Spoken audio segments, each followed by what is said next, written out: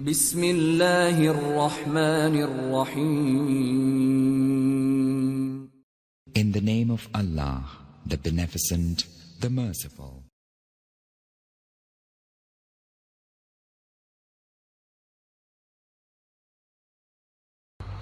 محترم ناظرین، السلام علیکم ورحمۃ اللہ وبرکاتہ. ہمارا آج کا موضوع ہے سچی توبہ. حضرت موسیٰ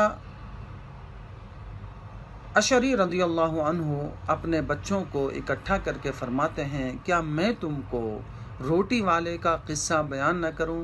فرمایا ہاں ضرور بیان کیجئے.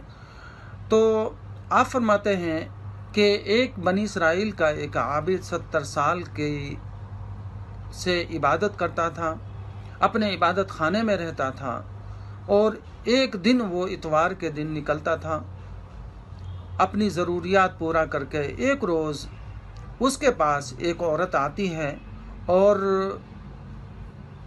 وہ دروازہ کھلوانے کے لیے بولتی ہے. انہوں نے اس کی طرف کوئی توجہ نہیں کی اور دروازہ نہیں کھولا. جب جانے لگی تو اس عابد نے دیکھا کہ عورت جا رہی ہے. آخر اس نے دروازہ کھول دیا.